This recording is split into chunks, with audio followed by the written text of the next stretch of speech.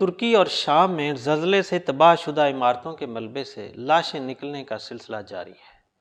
اور اب تک کی اطلاعات کے مطابق ہلاکتوں کی تعداد 20,000 سے کراس کر چکی ہے، جبکہ لاکھوں افراد زخمی ہیں۔ WHO کے مطابق کروڑوں لوگ اس سے متاثر ہوئے ہیں۔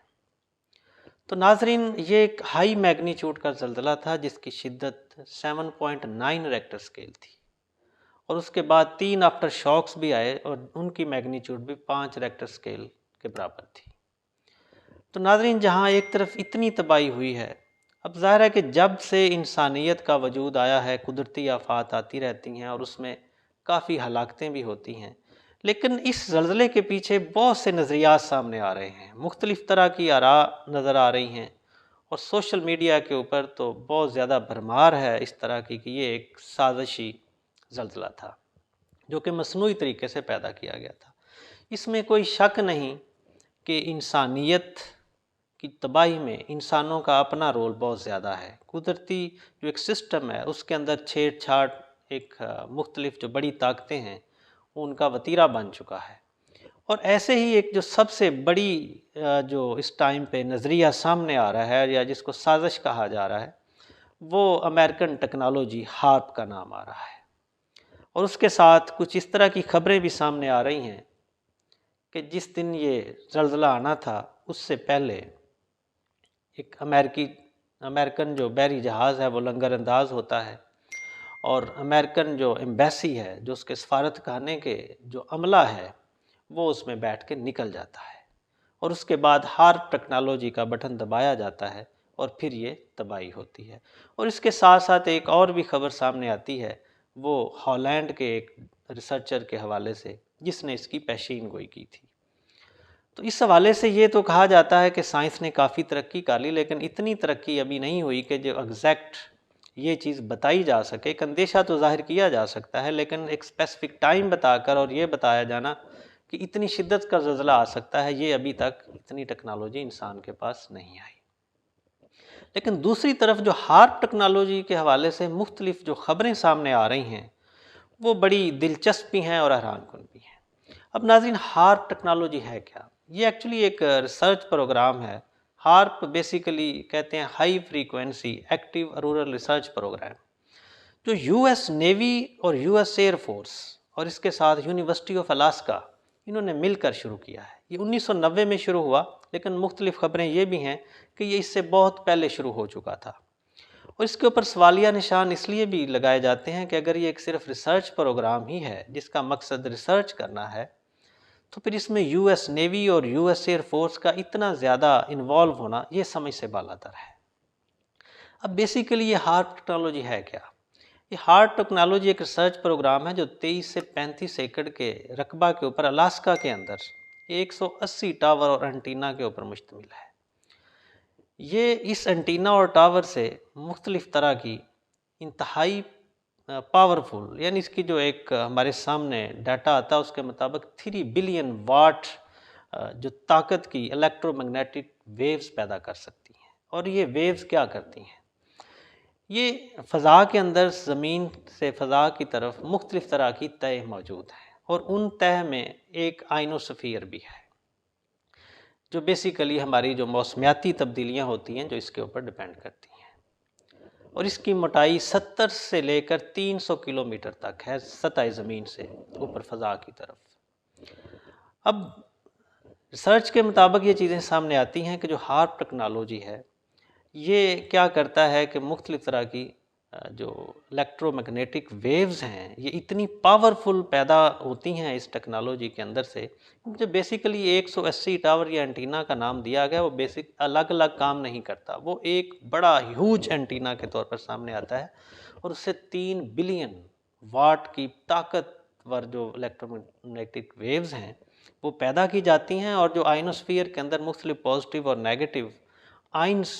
ہیں ان کو چھیڑا جاتا ہے، اور جس سے مختلف طرح کی تبدیلیاں آتی ہیں۔ اور اس تبدیلی کس طرح کی تبدیلی آتی ہے؟ اس طرح کی تبدیلی آتی ہے کہ کچھ یہ اس کے اوپر تو کافی سارے سائنٹسٹ متفق ہیں، اور یہ چیزیں سامنے بھی آتی ہیں کہ یہ اتنی پاورفل ٹیکنالوجی ہے کہ آپ ایک خطے کے اندر بارشوں کو کم کر سکتے ہیں اور اس کو بنجر کر سکتے ہیں، اور دوسری طرف آپ کسی خطے میں اس ویوز کی مدد سے اس جو آئونوسفیئر کی جو طے ہے جس کی وجہ سے یہ بارشیں اور یہ ساری چیزیں ہوتی ہیں، ان کے اندر اتنی تبدیلی لائی جا سکتی ہے کہ آپ حد سے زیادہ بارشیں کروا کر وہاں سیلاب پیدا کر سکتے ہیں، آپ گلیشیئرز کو پگھلا سکتے ہیں، بلکہ اس طرح کی بھی خبریں سامنے آتی ہیں کہ ان ویوز کی پاور اتنی ہے کہ فضا میں جو جہاز جا رہا ہو اس کے انجن کو آگ بھی لگائی جا سکتی ہے۔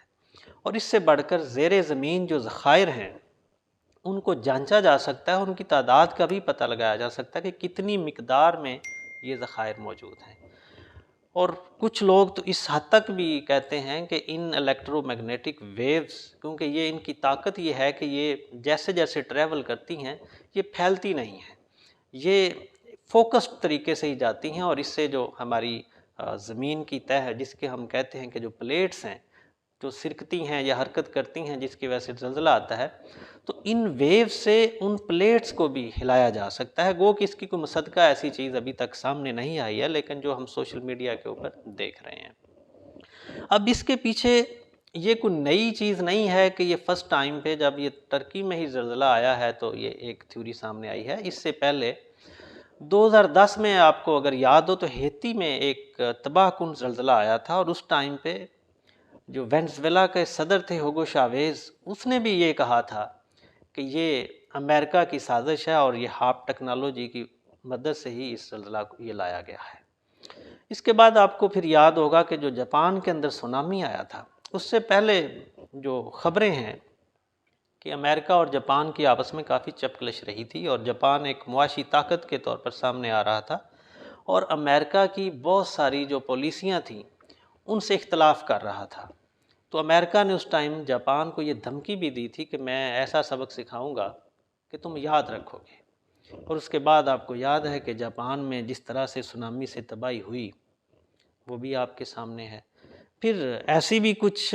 رشین جو ایک نیوز ایجنسی ہے، جب پاکستان میں یہ ریسنٹلی تباہی ہوئی ہے سیلاب سے، تو رشیا کی ایک ایجنسی نے بھی یہ کہا کہ یہ جو سیلاب ہے یہ مصنوعی سیلاب پیدا کیا گیا ہے اس موسمیاتی تبدیلی کو ہی اس ہارپ ٹیکنالوجی کی مدد سے، کیونکہ پاکستان جو تھا وہ امریکہ کی کچھ پالیسی سے اختلاف کر رہا تھا۔ یہ مختلف طرح کی تھیوریز ہیں، اور جو لوگ یہ بیان کرتے ہیں ان کے پیچھے وہ اس طرح کی لاجکس بھی پیش کرتے ہیں۔ اب ٹرکی کے حوالے سے جو لاجکس دی جا رہی ہیں وہ یہ ہیں، ایک تو رشیا اور یوکرین کی جو وار ہے اس کے اندر ٹرکی کا امریکہ کے ساتھ کھڑے نہ ہونا، اور دوسرا جو بڑا فیکٹر ہے وہ ہے 2023 جس کو پوری دنیا اور کے لوگ بڑی انٹرسٹنگ طریقے سے اس کو دیکھ رہے ہیں۔ وہ آپ کو یاد ہے کہ جب سلطنت عثمانیہ کو ختم ہوئے ایک معاہدہ ہوا تھا، معاہدہ لوزان، جو 100 سال پورے ہو رہے ہیں 2023 میں، تو اس کے بعد ٹرکی ایک معاشی طاقت کے طور پر سامنے آئے گا۔ لوگ یہ سمجھتے ہیں، اس کی کئی وجوہات ہیں کہ جو سمندری راہداریاں ہیں وہ ٹرکی کے پاس آ جائیں گی، اور ٹرکی سمندر سے اپنے ذخائر کو نکال سکتا ہے، تو یہ امریکہ یا جو اس طرح کی طاقتیں ہیں وہ اس کو برداشت نہیں کر رہی، اس لیے اس ہارپ ٹیکنالوجی کی مدد سے اس زلزلے کو پیدا کیا گیا اور ٹرکی کے اندر تباہی لائی گئی۔ اور ساتھ یہ بھی کہا جاتا ہے کہ ٹرکی اور شام اور بالکل اس کے ساتھ اسرائیل ہے، وہاں تو کوئی آفٹر شاکس بھی نہیں آئے اور وہاں پہ تو کوئی تباہی نہیں ہوئی، صرف ان دو ملکوں کے اندر ہی کیوں۔ تو ناظرین، یہ ایک بڑے ہی انٹرسٹنگ اور حیران کن چیزیں ہیں جس کو اگر دیکھیں تو تھوڑا ہم پریشان بھی ہوتے ہیں کہ اگر اس طرح سے اتنی ہی ٹیکنالوجی ہے اور اس طرح سے چیزوں کو کنٹرول کیا جا سکتا ہے، تو پھر تو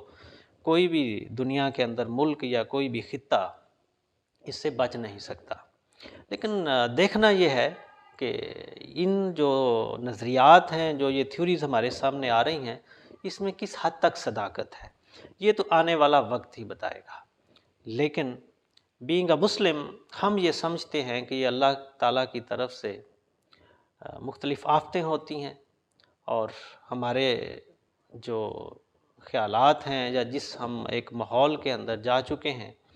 اور اسلام سے دوری ہے، شاید اس وجہ سے اللہ تعالیٰ کی طرف سے یہ آفتیں آتی ہیں تاکہ ہم اس کے اوپر غور کریں اور اپنے آپ کو ایک صحیح ٹریک کے اوپر لے کے آئیں۔ لیکن دوسری طرف ظاہرہ انسان کو اللہ تعالیٰ نے خلیفہ بھی بنایا ہے اس دنیا میں، اور بہت طاقت بھی دی ہے، اور اس کائنات کا علم بھی دیا ہے، تو یہ بھی چیزیں اس طرح سے نظر انداز تو نہیں کی جا سکتی کہ ہم دیکھتے ہیں کہ ہے مختلف طاقتیں اس جو قدرتی عمل ہے، جو قدرتی جو ایک سسٹم ہے، اس کے اندر انسان انوالو ہو رہا ہے اور اس کو بدلنے کی کوشش بھی کر رہا ہے۔ تو ناظرین، آج کا مقصد صرف یہ تھا کہ ہم اس زلزلے سے جو تباہی ہوئی ہے، کیا اس کے اندر جو مختلف طرح کے جو نظریات یا تھیوریز آ رہی ہیں، کیا واقعی ہی اس کے اندر حقیقت ہے یا کہ صرف یہ ایک سازشی تھیوریز ہی ہیں۔ اس بارے میں کوئی مصدقہ بات تو نہیں ابھی کی جا سکتی۔ ظاہر ہے کہ with the passage of time, وقت گزرنے کے ساتھ شاید کچھ چیزیں ہمارے سامنے آ جائیں، پر دعا ہے کہ اللہ تعالی ہم سب کو اپنے حفظ و امان میں رکھے، اور جو ہمارے مسلمان بہن بھائی ترکی اور شام کے اندر پرسان حال جن کا نہیں ہے، اللہ تعالیٰ ان کے اوپر اپنا خاص کرم فرمائے، اور جو لوگ اس کے اندر ہلاک ہو گئے ہیں ان کی مغفرت فرمائے، اور زخمیوں کو جلد سے جلد صحت یاب کرے۔